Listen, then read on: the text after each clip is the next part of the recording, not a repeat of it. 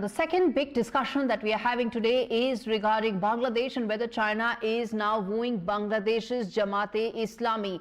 Now, Chinese envoy to Bangladesh met the Jamaat leadership. Chinese envoy Yao Wen, in fact, even described Jamaat as a well-organized entity.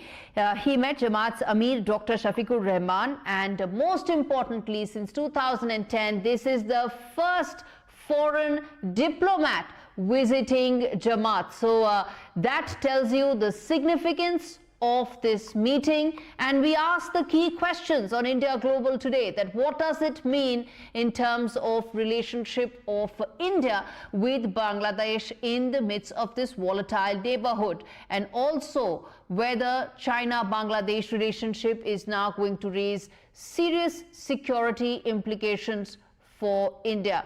And let me take that to my guests this evening. First up, Gunjan Singh, who's an expert on China, joining us. She's an associate professor with OP Jindal Global University, and Saleem Samad, who's a senior journalist, joining us live from Dhaka. In fact, Mr. Samad, let me ask you this question, sir. That is there now a change in the relationship between China and Bangladesh in the wake of how Jamaat is getting treated, Jamaat-e-Islami is getting treated under the present dispensation? And do you see that having a larger impact on the China-Bangladesh bilateral relationship? Thank you for having me. I have first thing which always, I am amazed that China, despite being an atheist or not practicing, which doesn't allow Muslims to pray or go to the mosque. And very interestingly, that most of the Islamists, including Jamaat-e-Islami, are always openly pro-China. This is for the last 50 years that I have been seeing. But that is very not, I would not say it is a surprise. For us, it would have been a surprise if the Jamaat-e-Islami wouldn't have had a diplomatic or a high-level meeting with the Chinese ambassador. So that would have been a surprise, because all through they have always been, and you will never find any Arab countries or any Muslim countries that ever criticized China for its appalling human rights abuse. But definitely, it is not. It's so not a major shift. This is about a Chinese diplomat going and meeting Jamaat-e-Islami 14 years after the last such visit took place, in a time where the leadership is declared as a terrorist, and the organization is declared as a terrorist entity, its members are declared as terrorists.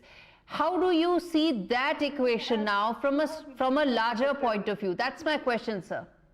Excuse me, who has declared Jamaat-e-Islam as a terrorist party? Can you cite an example? Okay, then what is it, sir? Please tell me, what is Jamaat-e-Islami then?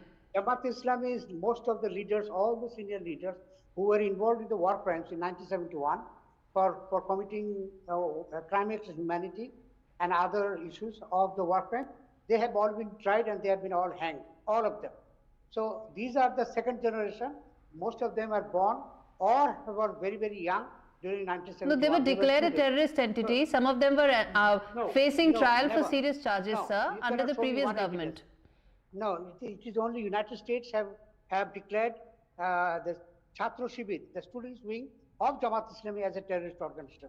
That's only United States. It is not in UN. But Bangladesh did ban Jamaat-e-Islami from contesting the election, and that has gone into the Supreme Court, and the Supreme Court has agreed. Yes, the Jamaat-e-Islami. Okay, so we can keep debating, sir, about the kind of work that Jamaat-e-Islami does, and I would like to believe that you and I would at least be in agreement that it has nothing that furthers humanity's causes. I would like to believe that you and I are in agreement over there. Maybe we are not. Let me take that to Gunjan Singh. Gunjan, now the point is, this now raises serious implications as far as India's strategic and security calculus is concerned, because Chinese envoy, Chinese diplomatic machinery is very clearly now wooing what India perceives, America perceives as a terrorist organization. Yeah, thanks, Gaurie, for that question. But yeah, Jamaat is considered a terrorist organization by Indians and the Americans as well. It's the way they have sheltered a lot of insurgents and all has not actually been positive for India. And under Sheikh Hasina's regime, it was banned from contesting elections because that was the move that Jamaat-e-Islami was domestically undergoing from being a violent, militant, maybe a terrorist group. It was trying to mold itself into a political organization, and that's what's going to happen now. The ban has been removed and Jamaat will be contesting elections, and that's why we see So the does it Chinese mean that the India-Bangladesh relationship could be further strained? Because if this is how Jamaat is going to be wooed by China, if this sets the state for Jamaat to probably contest in the next elections, it does have an impact on India-Bangladesh relationship as well. It could probably be strained further. It will be. That was one of the factors where India's relations under Sheikh Hasina's regime had improved because Jamaat was banned. And India does have issues with Jamaat becoming a political organization or being a member or a party in the political coalition if the next election happens. And China getting close to Jamaat actually gives a signal that China is ready to work with any organization or any political party that is in power in Bangladesh, even if it's seen as a terrorist organization and it's not acknowledged as a right political move for the region. Also, the Chinese have always said that they don't want to interfere in the domestic issue. They will deal with whoever is in power. So that goes in tune with what the China stand has been till date. And Jamaat has the ban, after the ban being removed, I think the ambassador going, there is some indication that they might be in power.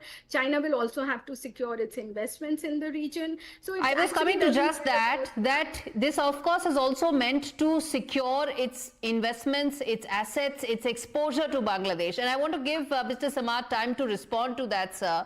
The two questions that I asked, and the implications in terms of the India-Bangladesh relationship, and also is it China's efforts to protect its exposure in a very volatile Bangladesh political environment? You are right. And of course, the relationship with Bangladesh and China, that has to be sorted out because the previous government, the Sheikh Hasina's Awami League, also had a very good relationship with China. Similarly, with Bangladesh Nationalist Party, the opposition, which is vying for to be the next to be in the power. Even Khaleda Zia's party was also had a very good, excellent relationship with China. China is worried with Bangladesh right now with the interim government. Worried because Bangladesh has not committed anything with China, and the China's huge infrastructure investment which has to be paid every month. So China is very worried about that. And of course, China will not be able to get more contracts because the interim government has already reviewed and they are trying to disregard the MOUs that has been signed with China. So China is definitely worried, and China needs an ally, and Jamaat-e-Islami and the Bangladesh Nationalist Party. And of course, Awami League is also an ally of China. They have a very, very good relationship. Yes, but you know, the fact that they are both willing to do business with each other does indicate that where does pragmatism come and where does idealism end as far as this equation is concerned. But Gunjan, tell us, and you know, how do you see in terms of what should be India's next steps? Because you know, it needs to respond as you know, in a more nimble-footed manner as it can in a situation that is likely to impact and disproportionately impact its security implications. Yeah, obviously, the situation in Bangladesh is not in India's favor right now. If the BNP and Jamaat come back to power, the relations under BNP have historically been adverse. The BNP has seen to be closer to China and Pakistan historically. And obviously, the situation with minorities have always been very adverse for minorities under the BNP rule. So the last 15 years, the relationships were good because Sheikh Hasina had very nicely managed to balance, we can say, India-China relations or India-China influence in Bangladesh. The Teesta River, the other port issues, they'd all gone in India's favor to a very large extent. But the BNP issue, Chinese talking to them, India will definitely not be able to interact with them at the same political footing. China, I don't think so. Okay. India can recognize Jamaat as a political party going ahead. And BNP looks likely that the BNP will come back to power, and historically we've not had good relations. But also you have to see that India and Bangladesh share a 4,000-kilometer long border. They do, and which is why India needs to protect its interests. Mr. Samad, very quickly, do you expect Jamaat to also fight the upcoming elections whenever they take place? Do you expect China to back them completely? How do you see this relationship going? First of all, you must be knowing it very well. I don't know why you have to understand that Jamaat-e-Islami cannot participate in the election. That's a Supreme Court injunction. And the Election Commission has already debarred Jamaat-e-Islami from contesting the election. As a political party, that's a different issue. I'm talking about election in the Bangladesh scenario. First of all, the Jamaat-e-Islami has to fight that Supreme Court, and it will take months and months. And I don't know how they were going to tackle, because there is no history of, in the last 52 years, that a Supreme Court decision has been overruled or overturned. So that's number one. Okay. Number two, of course, Jamaat-e-Islami in the previous election, whatever had been contested, they had only 6% vote. And with the 6% vote, I don't believe, and it never happened, that Jamaat-e-Islami could elect from a certain constituency with Jamaat-e-Islami vote. They have to piggyback with another political party, and that's of course the Bangladesh Nationalist Party of Khaleda Zia. That's exactly what could change the contours of the political landscape. And what it seems like is Mohammad Yunus is not a man who's in a tearing hurry to hold these elections anytime soon. So I feel, or that's what I sense, that till these changes are made, probably those elections would not happen.